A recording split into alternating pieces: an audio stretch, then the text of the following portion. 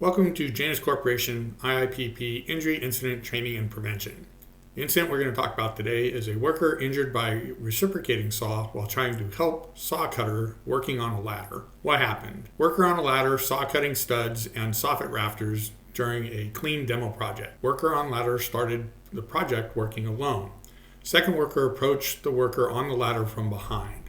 Worker on the ladder had no idea the worker on the ground had walked up behind him. Worker on the ground says he informed the worker on the ladder he was there to help, but never received a response from the saw cutter. As saw cut through the stud and the soffit support, the saw swung down and hit the worker on the ground in the face. Hard hat and protective glasses deflected the saw, but the blade still impacted the worker's mouth. Result was approximately 30 stitches and a few lost work days for the injured worker. What you see in the picture here is a reenactment, not the actual employees involved, and it was a stud being cut, not a conduit. Workers never spoke to each other and never made eye contact with each other. How this can be prevented? When approaching someone conducting work on a ladder, never approach from behind. Even if you must walk around the ladder, giving it plenty of room to avoid being hit by tools in use or falling debris in order to approach from the front. Be sure to make eye contact with the worker on the ladder before approaching the ladder or work area. Be sure to know the worker on the ladder understands that you intend to assist them or if you're just passing by. Additional info.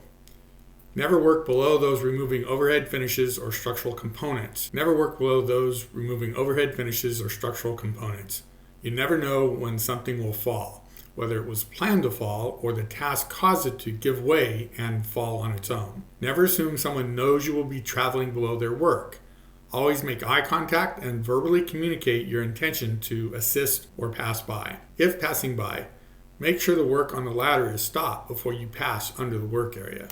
A trip to the hospital. In the incident described in this training, the injured worker drove themselves to the hospital. While this worked out this time, this is not a safe way to get an injured worker to the hospital. When a worker is injured, they could go into shock.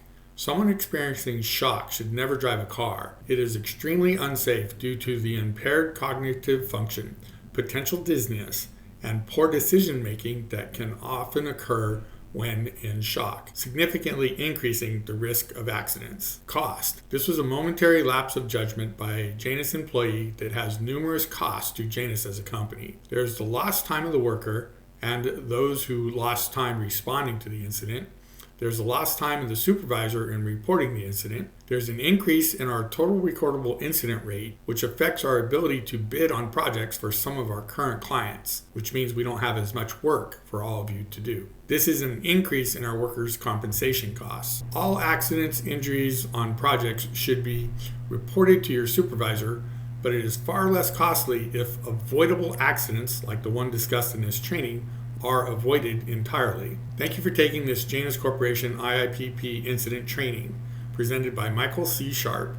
If you have any questions, please contact me at msharp@januscorp.com or by phone at 209-993-6123.